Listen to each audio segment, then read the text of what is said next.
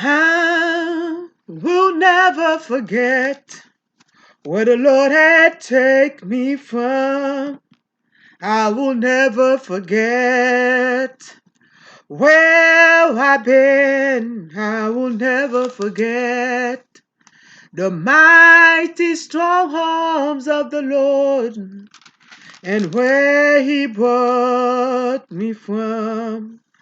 Oh, I will never, never, never forget how He brought me out to the land of the promise that He put me in. Oh, I will never, never, never forget how the Lord has brought me out.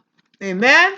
I will never forget where He took me from and where He gonna bring me and where He brought me to.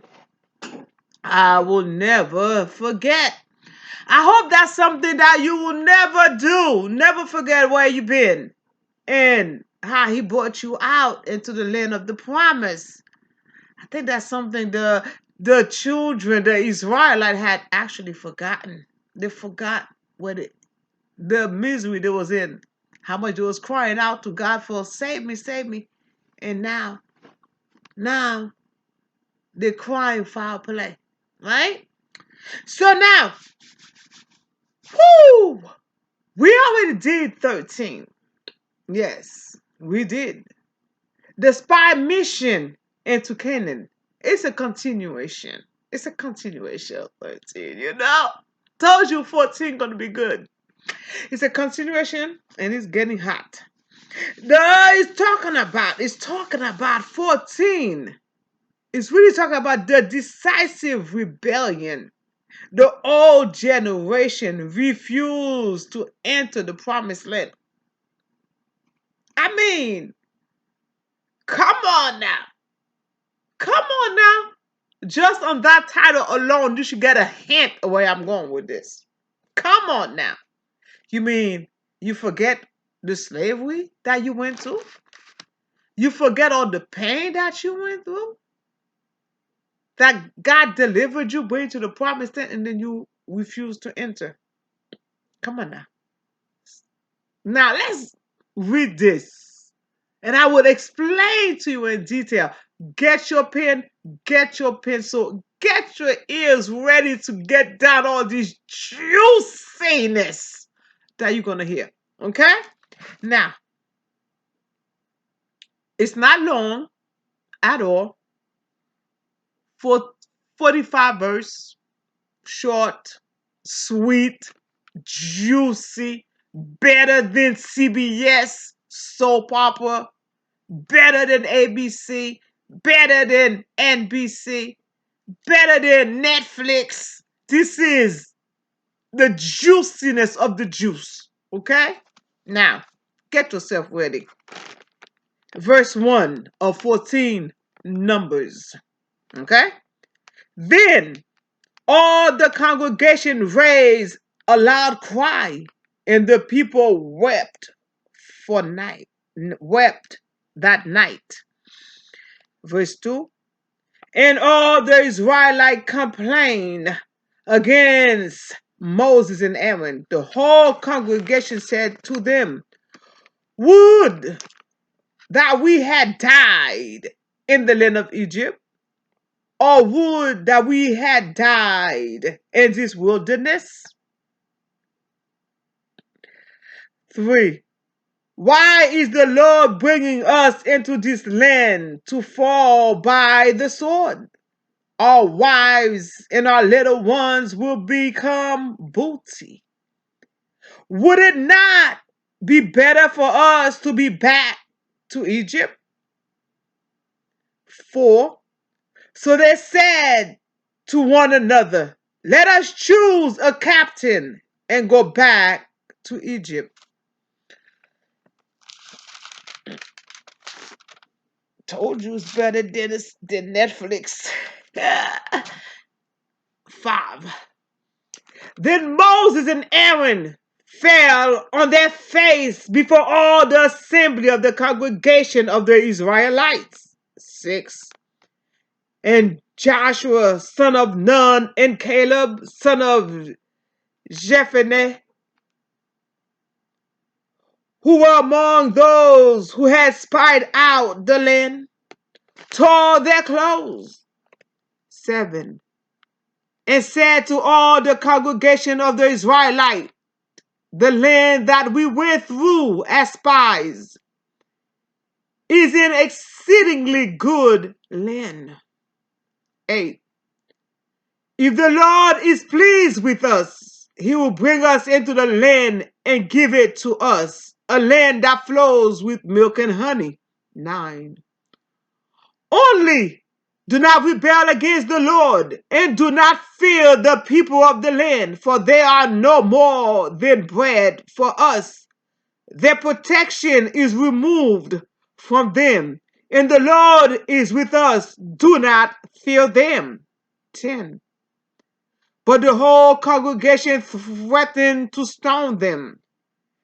Then the glory of the Lord appeared at the tent of meeting to all the Israelites. Verse 11. And the Lord said to Moses, how long will these people despise me? And how long will they refuse to believe in me, in spite of all the signs that I have done among them? 12. I will strike them with pestilence and disinherit them, and I will make of you a nation greater and mightier than they. 13. But Moses said to the Lord, then the Egyptian will hear of it. For in your might you brought us, this people, from among them. 14.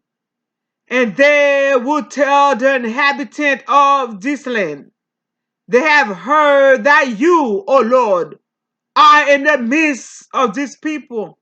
For you, O Lord, are seen face to face, and your clouds stand over them, and you go in front of them in a pillar of cloud by day, and a pillar of fire by night. 15. Now, if you kill these people all at one time, then the nation who have heard about you will say, 16, is it because the Lord was not able to bring these people into the land he swore to give them, that he has slaughtered them in the wilderness? 17. And now, therefore, let the power of the Lord be great in the way that you promised when you spoke, saying, 18, the Lord is slow to anger and abounding in steadfast love, forgiving iniquities and transgression, but by no means clearing the guilty, visiting the iniquities of the parents upon the children, to the third and fourth generation. 19. Forgive the iniquities of these people, according to the greatness of your steadfast love, just as you have pardoned these people from Egypt, even until now. 20. Then the Lord said, I do forgive, just as you have asked. 21. Nevertheless, as I live, and as all the earth shall be filled with the glory of the Lord. 22. None of the people who have seen my glory and the sign that I did in Egypt and in the wilderness, and yet have tested me these 10 times and have not obeyed my voice. 23. Shall see the land that I swore to give to their ancestors, None of those who despise me shall see it. 24.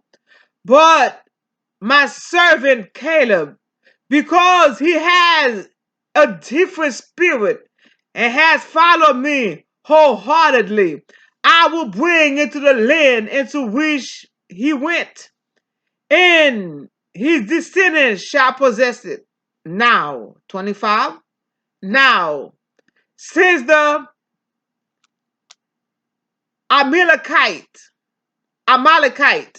and the Canaanite lived in the valley, turned to morrow, and set out for the wilderness by the way of the Red Sea. 26. And the Lord spoke to Moses and to Aaron, saying, 27. How long shall this wicked congregation complain against me? I have heard the complaints of the Israelites which they complain against me. 28. Say to them, as I live, says the Lord, I will do to you the very thing I heard you say. 29. Your dead bodies shall fall in this very wilderness, and of all your numbers, including the census, from 20 years old and upward, who have complained against me. 30. Not one of you shall come into the land in which I swore to settle you, except Caleb, son of Jephunneh, and Joshua, son of Nun. 31. But your little ones, who you said would become booty, I will bring in, and they shall know the land that you have despised. 32. But as for you, your dead bodies shall fall in the wilderness, shall fall in this wilderness. 33. And your children shall be shepherds in the wilderness for 40 years, and shall suffer for your faithlessness until the last of your dead bodies lies in the wilderness. 34. According to the number of the days in which you spied out the land, 40 days for every day a year. You shall bear your iniquity 40 years, and you shall know my displeasure. 35. I, the Lord, have spoken. Surely I will do thus to all this wicked congregation gathered together against me. In this wilderness they shall come to a full end, and there they shall die. 36. And the men whom Moses sent to spy out the land, who returned and made all the congregation complain against him by bringing a bad report about the land. 37. The men who brought an unfavorable report about the land died by a plague before the Lord. 38. But Joshua, son of Nun, and Caleb, son of Jephunneh, alone remain alive. And those men who went to spy out, of those men who went to spy out the land. 38, 39, 39. When Moses told these words to all the Israelites, the people mourned greatly. 40. They rose early in the morning and went up to the height of the hill country, saying, Here we are. We will go up to the place that the Lord has promised, for we have sinned. 41. But Moses said, why do you continue to transgress the command of the Lord? That will not succeed. 42. Do not go up, for the Lord is not with you. Do not let yourself be struck down before your enemies. 43. For the Amalekite and the Canaanite will confront you there, and you shall fall by the sword, because you have turned back from following the Lord. The Lord will not be with you. 44. But they presumed to go up to the height of the hill country, even though the ark of the covenant of the Lord and Moses had not left the camp. Then the Amalekite and the Canaanite who live in the hill country came down and defeated them, pursuing them as far as Hormah. Ha ha ha ha. Woo! I told you it was a good piece of reading. A piece of reading. I told you. I told you. Let's do the dance. I told you. I told you. Now, are you ready to obey God? I told you. I told you. Okay.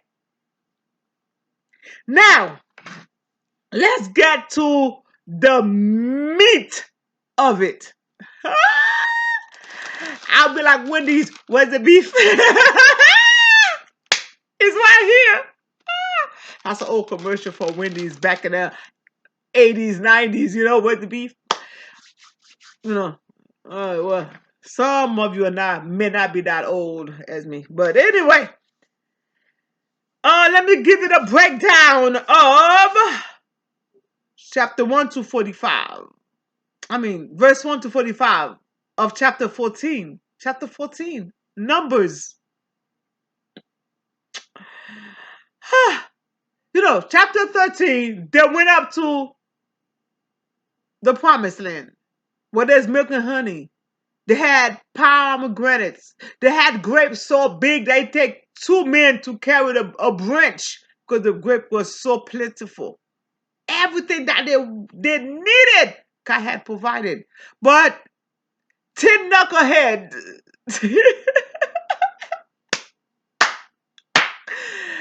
Ten stiff-necked. Like, I love that verse. I'm seriously, ever since I found that verse, 10 stiff-necked people in Exodus. Ever since I found that verse in Exodus, I just fall in love with it. 10 stiff-necked people. 10 stiff-necked people of the spies, 10 stiff-necked spies, I should say, came back with a bad report and say, we're not going to win this. Even though, yes, the food is good over there, but the people are so big, we look like little grasshoppers. They're going to crush us to pieces. So, no, I don't suggest that we go. That was a mistake. A really bad mistake on their part. But only Caleb and Joshua said, we're going to win this because God is with us. He's powerful. He's all that in a bowl of soup. Okay? Now, let me give you the breakdown. The decisive rebellion, the old generation refusal to enter the promised land. The key narrative forms the basic for the overall structure of the book of Numbers. Get your Bible, get your pen, and get ready to write down. Okay? Which divide into the death of the old generation of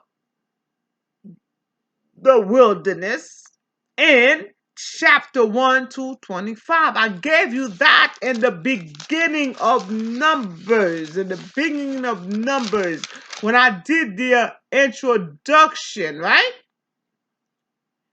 Okay? When I give the introduction, I give it to you already, so you should have those things ready. Okay? You should have them, but I'm giving it to you again. Okay? And the birth of a new generation of hope on the edge of the promised land, from chapter 26 to 36. The old rebellious generation is condemned to wander for 40 years and die in the wilderness. On verse 22 and verse 23, and also verse 29 and verse 30. Only the new generation of little ones, along with the two faithful spies, Caleb and Joshua, will be allowed to enter the land of Canaan, which is on verse 24, 30, and 31, and also chapter 26, verse 63 to 65. Okay? That's now in verse 3. Verse 3, let me read verse 3 for you, so when I get down, it says, why is the Lord bringing us into the land to fall by the sword? Our wives and our little ones will become booty. Would it not be better for us to go back to Egypt? Ungrateful Israelites, ungrateful group of people. Now, let me explain number 3 for you. Verse 3 for you. Okay? The Israelites' concern that their wives and children will become booty means that they believe they will be defeated by the inhabitant of Canaan, and their families will be carried off as the spoil of war. Right? They are unwilling to trust the Lord's promise and power to conquer the Canaanites and their God. They didn't want to trust God. Why are they so wicked? After all the miracles God had done, they still did not believe that God would bring them out. Right? Be careful of your words. Right? Be careful of your words. Because what you speak is what's going to come true. Remember the words. Right? Let me do verse 3 again. There is very concerned that their wives and children will become booty, which means they believe that they'll be defeated by the inhabitant and their family be carried off as spoil of war. Right? They think that their family would be enslaved, killed, made prisoner of war. They think they're gonna die. Not only they will be defeated, they'll be dead, but they'll take their children, their words. They're gonna be dead in the wilderness. Guess what? Their words gonna bite them in the butt later on when God said, you ain't going nowhere. Your word said, what? Only your little children will be going to the promised land because they're under the age of 20. But everybody else, 20 and up, they're going to die right here. Okay? So, now, let's do verse 4. Let me explain verse 4 to you. Let me read verse 4 to you. So, They said to one another, let us choose a captain and go back to Egypt. Right? Back to Egypt. Wow. The Israelites had often yearned to go back to Egypt in earlier episodes. It was not the first time they wanted to go back to Egypt. When Pharaoh was chasing them with the army, they get to the up by the Red Sea. They started crying, I want to go back to Egypt. Oh, you bring me here to die. We stuck between the sea and in Pharaoh's army. They're gonna kill us. We should have go back. Right? We should have go back. Complaining. Oh my God, we had food in Egypt. We here, we have no food, we got nothing. We're hungry. We don't even have manna. They didn't even know what manna was. We didn't have nothing to eat. So God gave them manna. Give them all the bread and wafers that they could eat. They got tired of that. They wanted meat. God gave them. Why should I go and if they would have had meat? They give them. Then they complain again. God gave them more. They're ungrateful. For every little circumstances, they wish to go back to Egypt. I didn't have no water to drink. In Egypt, I had water. They get water. Complain, one after another. Now, in Exodus 16, verse 3, write it down. They complain on that one. In Numbers 11, verse 5, they complain on that one too. Ungrateful, stiff-necked people. Ungrateful. Yes, they are. However, there's always a however, the Israelites now actually seek a new leader and adopt a plan by which to return to Egypt. Such gall, such audacity. Woo! Too bad they're going to work. But such gall, okay? They'll adapt a plan to return back to Egypt. The plan to return to Egypt to Egyptian slavery is an outright rejection of the Lord who brought you out of the land of Egypt, out of the house of slavery. Exodus 20, verse 2. It's like rejecting God. You was in slavery. God bring you to the promised land that he promised your ancestors. He promises to Abraham, Isaac, and Jacob, right? Even Joseph said, take my body when I die. Don't leave me here. Take my bones. Everybody was like, take my bones, take everything. Don't leave me here, just take me back. Right? Nobody wanted to stay in slavery. Even after they're dead. Wow, over there in a foreign land. They don't want their body to be in a foreign land. But for you to have the audacity to tell God that I do not want your land. I'd rather return back to slavery than to enter the land that he worked so hard to get you into. So much lack of respect.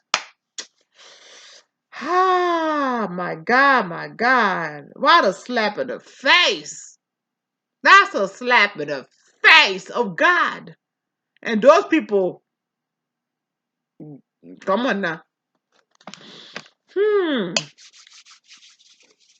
It's like one time I sweat. I worked so hard and I saved. And I bought my kids something. And then that guy, after I get to them, they're like, I don't want it. They thought I was going to have a tantrum. They got the wrong mother.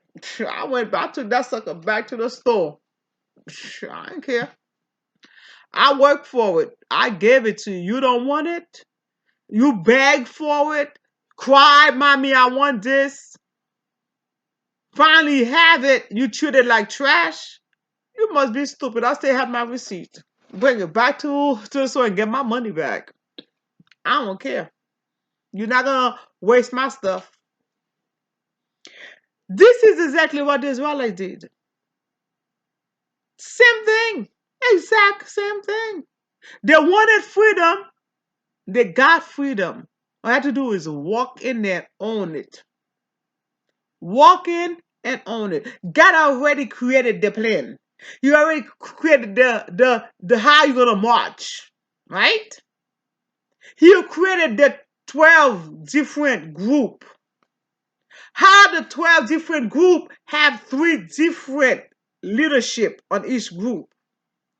Which would go first, second, third, fourth, they keep on going. How everyone gonna be marching into the promised land like a chip, like like Rocky, da da da da da da da. How you gonna walk into the promised land like I got this, right? Instead, they're like, oh no, I don't got nothing. I can't fight. Shoot, I can't fight. I see those giants. I can't fight. Stupid mistake. Don't do that. Never, never, never do that to God. When God tells you to do something, go ahead and do it. Now let's continue on, right? La la la la la la. The plan to return to Egypt, to Egyptian slavery is an outright rejection of the Lord who brought you out of the land of Egypt, out of the house of slavery. Let me make it more personal. It's just like saying, after I was in New Jersey, I live in New Jersey, you know that. I've been saying that so many times. Got foreclosed on because I had no money to pay my mortgage and I had to have my brother help me out. God able to bring me here to Georgia, living comfortably.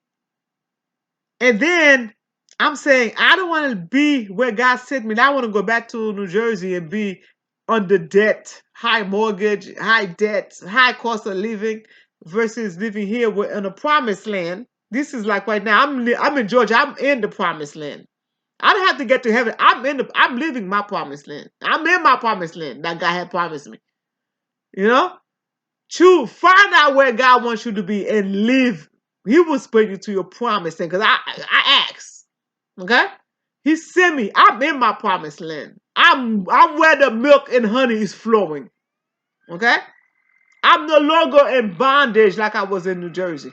So God bring me to my promised land, where I'm living like Donald Trump. And I don't Jesus, my God. Where I'm living like Donald Trump in Georgia. And I want to go back to being foreclosed on? Come on. Come on now. You got to understand, when God wants to bring you somewhere, you better go ahead and go there. Okay? Now, let's continue on with verse 5. And see how those stiff-necked people gonna get their due reward. Now, verse 5. Then Moses and Aaron fell on their face before all the assembly of the congregation of the Israelites. Fell on their face. This gesture of Moses and Aaron is an act of humility and request before God to lessen the severity of the divine judgment they know will come. Moses ain't stupid. He know how much God wanted to strike them dead while he was already getting the 2 tablets with the 10 commandments on it. He knows he had to appease God's anger back then. Right? He had to appease, he had to calm God down and remind him, hey, if you kill them then, the people gonna say you brought them. I don't you have to kill them in the wilderness. God said, okay, fine, I'm not gonna do it. I'm calm. Okay, it's done. Forget it, it's done. God said, okay, I'm not gonna kill them now. I'm not.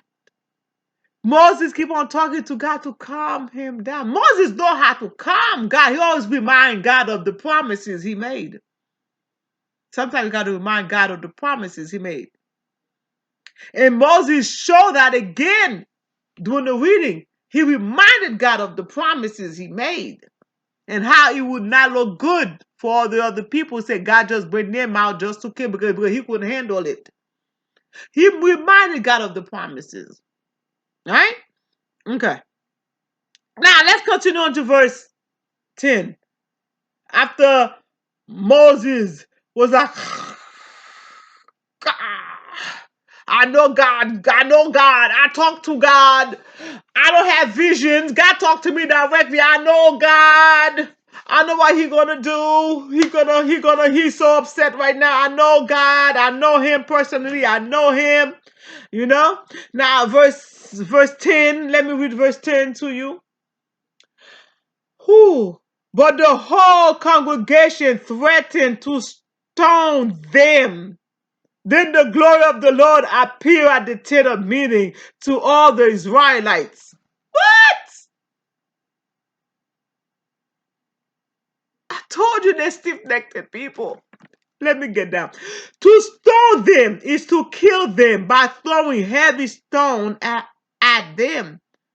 The glory of the Lord is associated with the appearance of the fiery cloud of the divine presence. That happened in Exodus 16, verse 10. Yeah. On the tent of meeting. Right? It's also happened again, huh? What? The tent of meeting was what? Numbers 1, verse 1. So if you're the first time you're here, open up your Bible to Numbers 1, verse 1. It said, the Lord spoke to Moses in the wilderness of Sinai in the tent of meeting on the first day of the month, on the first of the second month, in the second year, while they had came out of the land of Egypt, saying, right? Huh. Now, let's continue on. They're ready to kill Caleb, Joshua, for saying we could conquer them. Ah, come on now. That's evilness. That's evilness. That's evilness. Oh, Lord, Lord, Lord, Lord. Your people are wicked. Verse 12. Let's skip 11. Let's get down to verse 12. The Lord threatened to annihilate all Israel and to start over to form a new nation with Moses alone. A similar threat against Israel and a similar offer to Moses was made when Israel worshipped the golden calf. Exodus 32 verse 10. It's not the first time God threatened to kill them and start over brand new, right? They threatened so much. They threaten God gonna kill them. God bring them here. God bring them there. Right? They saw the glory of God. They saw the glory of God. They see the cloud. They see the fire. They see what God can do. And yet, talk trash with their mouth. Hmm. Ha. Refusing to obey God.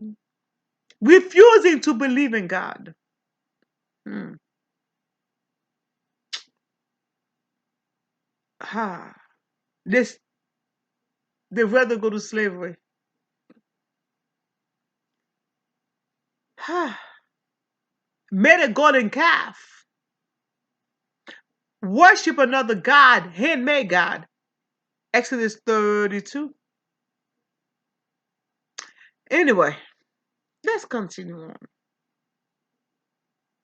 So I'm not surprised at God's decision on verse 14, on chapter 14. Not surprised at all. Because it's not the first time he made that call that he wanted to destroy them for their lack of faith, for their lack of trust in him. Now let's continue on to verse 17, 18. Moses appealed to the promise of the Lord, gracious and forgiving character that was made to him at Mount Sinai after the golden calf incident. That's in Exodus 34, verse 1 to 9. Right? Verse 17, 18, he said, "And now, therefore, let the power of the Lord be great in the way that you promised when you spoke, saying, the Lord is slow to anger and abiding in steadfast love, forgiving iniquities and transgression, but by no means clearing the guilty, visiting the iniquities of the parents upon the children to the third and fourth generation." Right? Slow to anger. I'm going to forgive. Right? My God.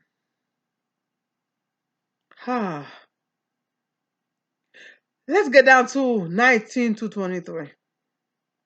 The Lord response is true to both dimensions of the divine character that Moses cited in verse 18. Abiding in steadfast love and by no means clearing the guilty. Right? Though the Lord will forgive the iniquities and not annihilate all the Israelites, in verse 20, right? He said, then the Lord said, I do forgive, just as you have asked. Right? I forgive, just like you asked. It's no problem. I forgive, right? Nevertheless, none of the old generation shall see the land of Canaan. Verse 22, verse 21 to verse 23. Let me read 21 for you.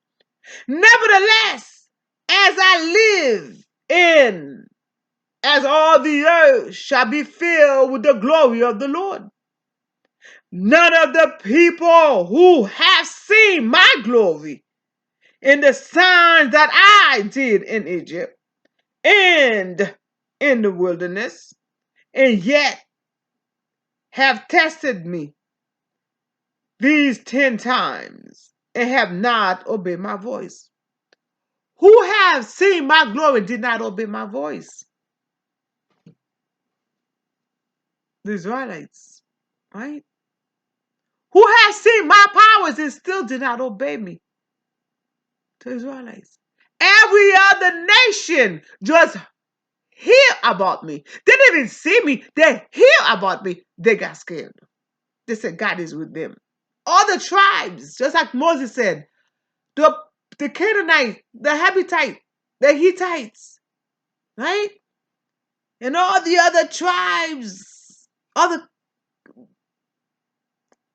countries, cities, They heard about all that you did, and they're scared.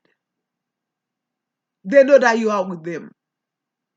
Now, if you kill us in the wilderness, they will say, well, you bring us out because you couldn't handle us at the end.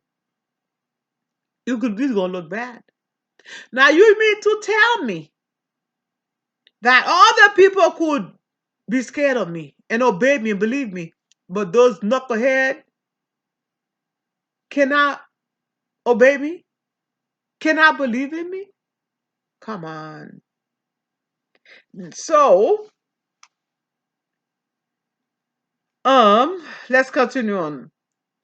Only the children of this old generation, their little ones, verse 31, verse 31, will enter the land of Canaan. Let me read verse 31 for you so you understand. But your little ones, who you said will become booty, I will bring in, and they shall know the land that you have despised. So if you didn't want it, my kids, your kids will get it. Whatever you don't want, another generation will want. Right? Okay? Whatever you don't want, another group of people will want. The promise that I made to your ancestors, obviously you didn't want it. You rather stay in bondage. You said with your mouth that you will die in this wilderness. Therefore, you didn't want it. But since your children who are minor, right? There wasn't 20 yet. They were still minors, still small. Since they didn't say nothing, they will inherit it. But those who are older, who was 20 and older, they was old enough to understand, old enough to know, right? They're old enough to go to war. All of them will die. Every one of you will die. Only those younger than 20 will stay alive. Whoo, God, no joke. Okay. Now let's continue on. Verse 24. Let's review verse 24. Caleb is listed alone as the one faithful member of the old generation who will be allowed to enter the promised land. Joshua will also be included with Caleb in verse 30 and also verse 38, right? When I read that verse, right, without even going any further,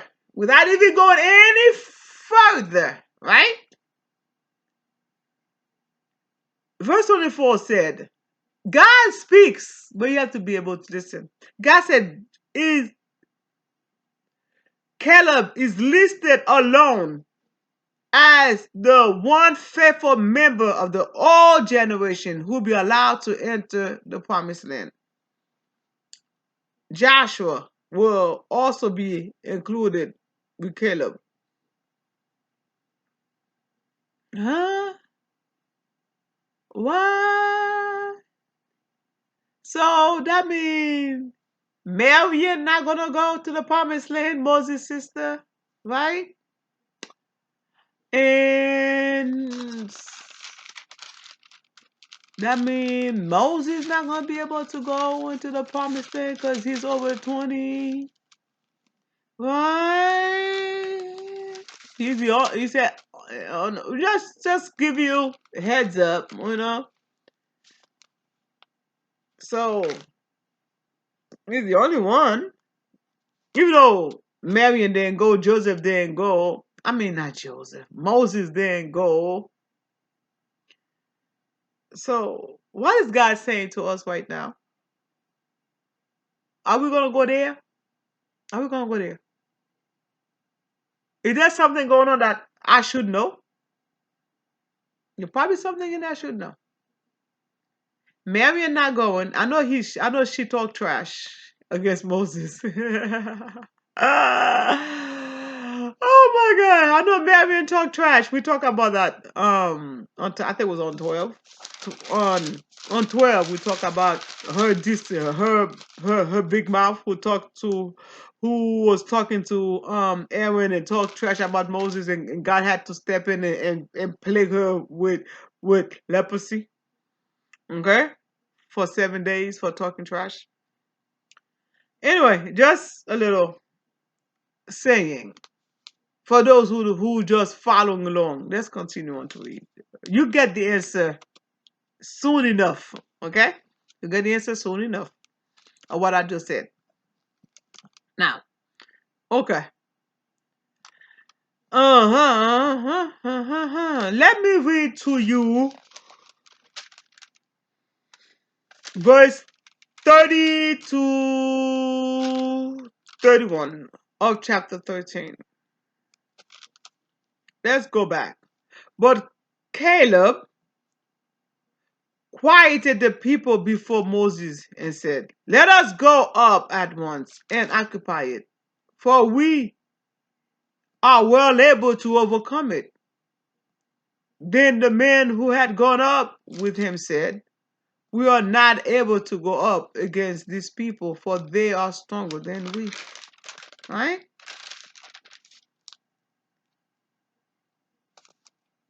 His faithfulness was demonstrated back then. He was blessed by God because of his faithfulness. God reward those who remain faithful. God reward those who trust in him. God reward those who follow directions. Right? God reward those who bring good reports. Okay? Especially about his goodness and his mercy and his grace upon you. Okay? Now, let me read to you verse 38 so you can have a little juice to this before we continue. Verse 30 said, let me do 30 first. "Not one of you shall come into the land in which I swore to settle you, except for Caleb, son of Jephunneh, and Joshua, son of Nun." Let me do 38. 38. "But Joshua, son of Nun, and Caleb, son of Jephunneh, alone remain alive of those men who went to spy out the land." So 10 of them died, right? There was 12. 12 who went, 10 died. Because there was a man from each tribes. There was 12 tribes. There is 12 tribes. From the 12 tribes, one leader from each went to represent the country, to represent, you know, and go find out to scout out the country. 10 come back with a bad report, 2 come out good, 2 get rewarded, 10 died. Okay, now let's continue on. To 14, 26 to 45. 26, verse 26, or down to verse 45. Okay, let's push over to 28. 28. Let me read 28 for you one more time so you understand. "So to them, as I live, says the Lord, I will do to you the very thing I heard you say." The very thing I heard you say, I will do to you. "As I live" is a typical oath formula for making a binding promise or threat. Right? Now, let's go to verse 20. I will give you an example. Verse 20. "Then the Lord said, I do forgive just as you ask." So what? He said, "I forgive." Binding promise. No, I forgive. It's done. It's over. Okay? I forgive. I promise you, it's done. It's over with. Don't ever make a threat about your life. Okay? Now, let's get to 29. 29 talk about the census of Israel is the count taking on chapter 1. Remember when we did the reading on chapter 1. Okay? So when God was talking about your dead bodies shall fall in this very wilderness, and all your number included in the census for 20 from 20 years old and upward who have complained against me. Everybody that we talked about in chapter 1. Okay? Let me explain to you how many people will die in the wilderness. Chapter 1. No. Everybody that was in chapter 1. Chapter 1 is long though. Da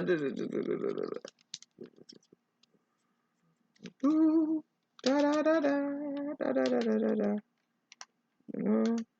These are the golden.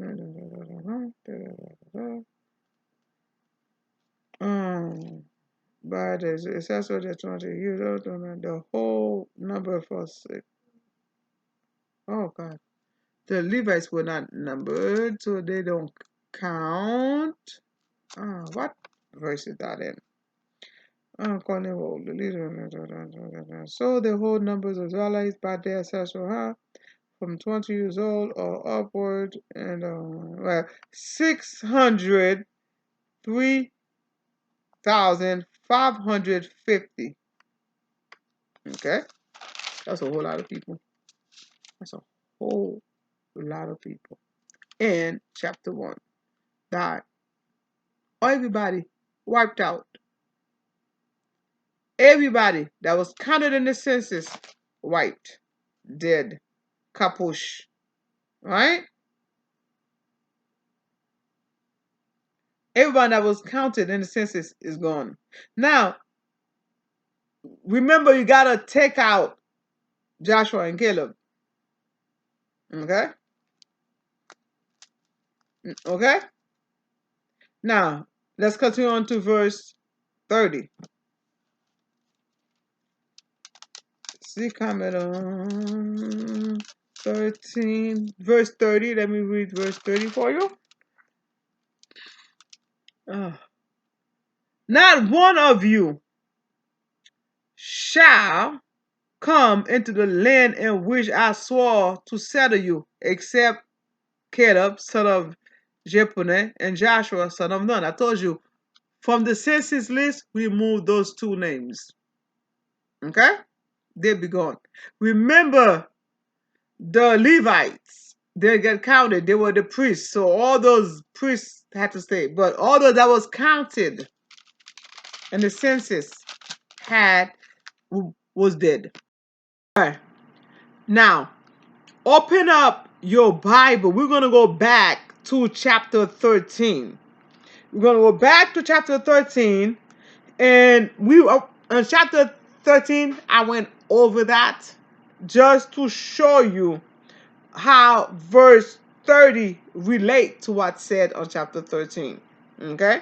Chapter 13, verse 30 to 31. Okay? Verse 30 said, not one of you shall come into the land in which I swore to settle you, except Caleb and Joshua. Right? Now, in the earlier version of the spy story, Caleb, the only faithful one among the 12 spies, he encourages the people to go ahead with the plan to conquer the land of Canaan. In verses that reflect a later version of the story, Joshua is added as a faithful spy along with Caleb. Right? When Joshua's name was changed. Right? So if you know the name, know the name change on verse 8 and also verse 16. Okay? And the inclusion of Joshua and Caleb in chapter 14, verse 6, and also verse 38. Okay? You will see how that relate to what we talked about on verse 30. Okay? Now, let's continue on. Uh, verse 31. Verse 31. Let's conquer verse 31.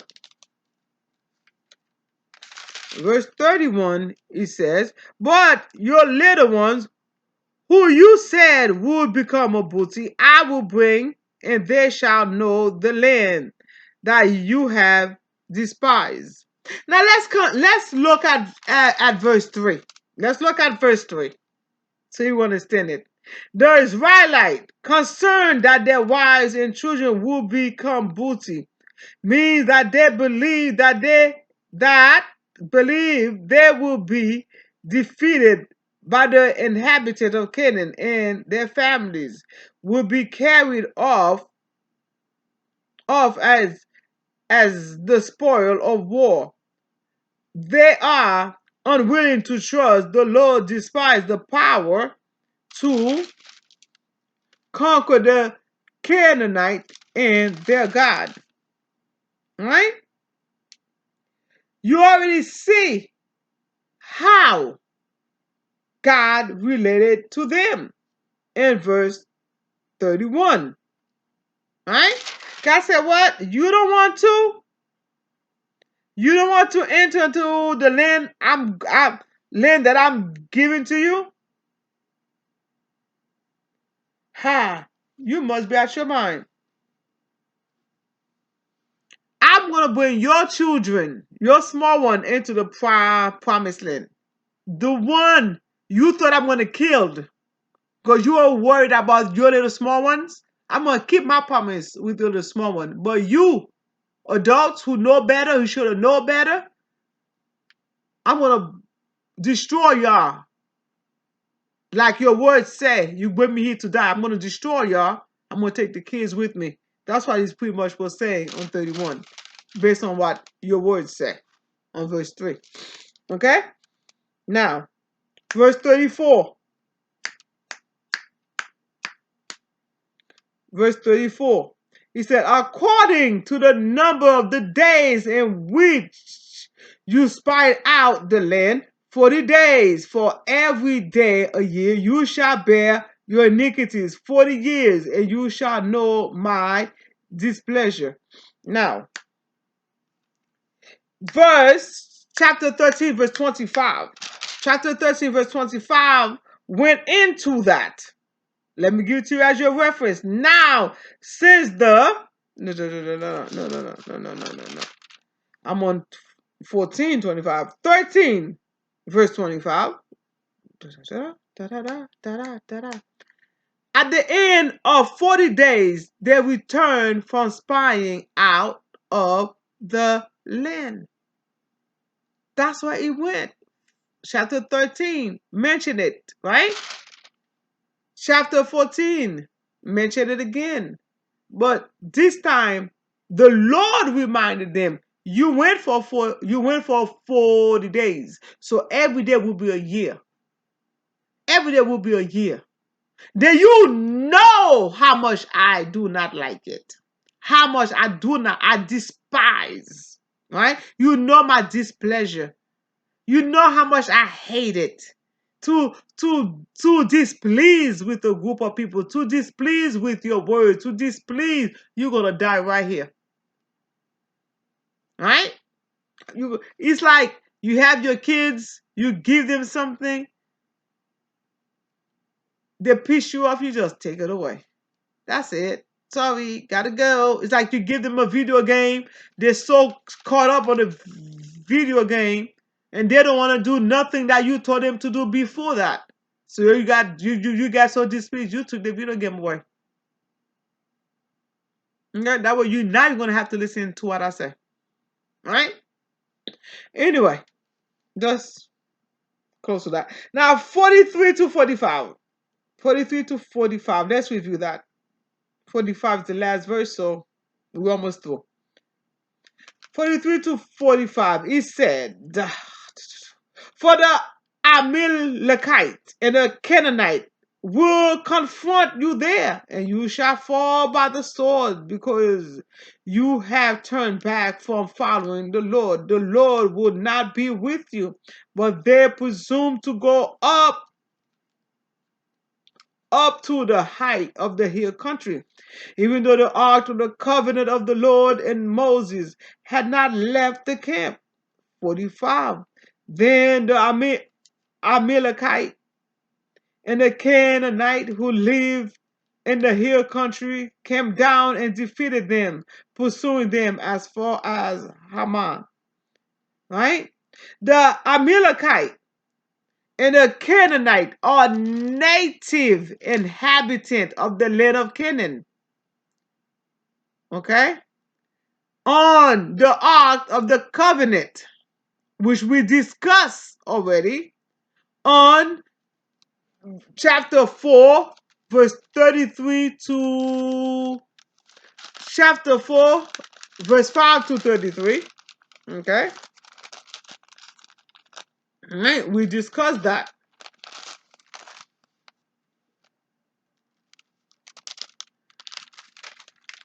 Let me give you a small reading on that. He said the Ark of the Covenant, right?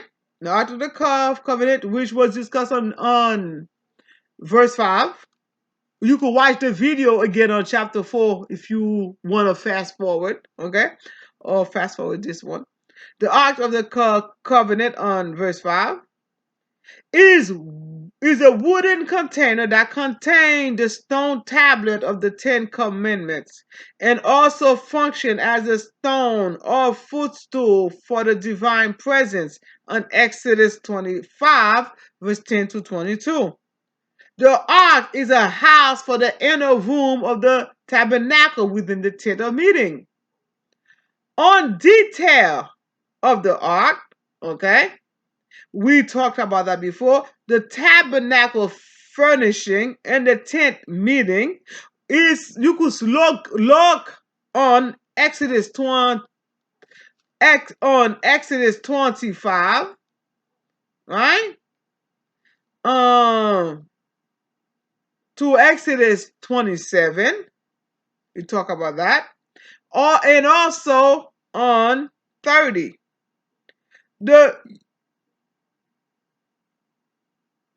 The warning concerning the special danger to the Kohathite.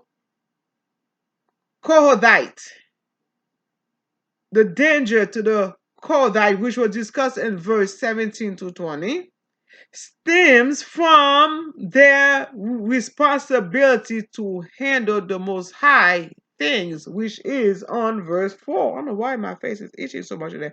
Which is handling on verse 4. Verse 4. Read verse 4.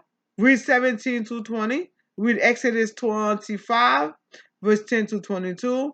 Read Exodus 25 all the way down to 27. And also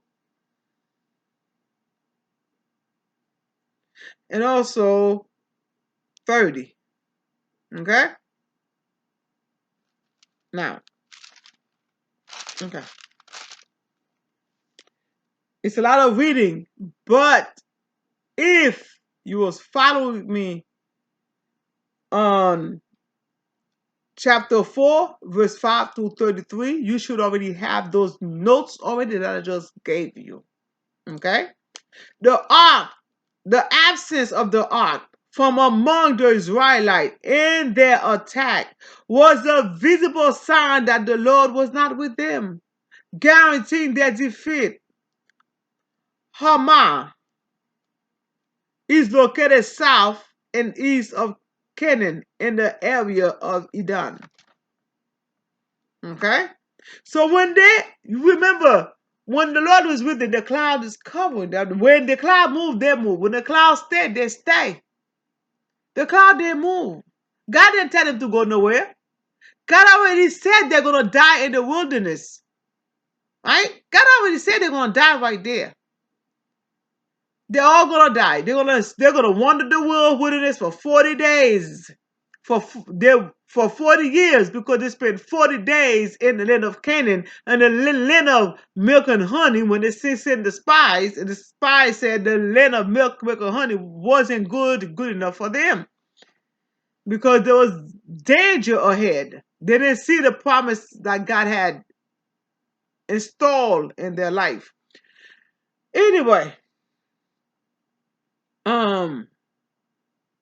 that's pretty much the review for number 14, chapter 14. An hour and plus minutes is the review. But I hope I give you a detailed review of it. You're able to understand it. If you do not understand anything, please give me a call. If you need the verses again, just in case, send me a message or something on my Facebook page, or find a way to contact me. Okay? My address, my phone number, everything should be there. You should be able to find me. I'm online anyway. So you could be able to find me and ask questions. I'm available 24/7. Okay? May the glory of God be with you. May the peace of God be with you. May God protect you, watch over you. May you have a listening spirit, may you have a listening spirit to hear the word of God. May you have an obedient spirit after you hear it. May you have faith that God will do what He said He's going to do for you. Okay? Share this video. Follow us on YouTube so you could get our latest video whenever it come out first. Okay? So you could evangelize by sharing it on your other pages so other people could know the word of God. And if you can't donate, please donate to the ministry so we could continue to do good throughout. Okay? Let's continue to do our part. Let's continue to do our part. And God will do the rest. Okay? Peace. Shalom.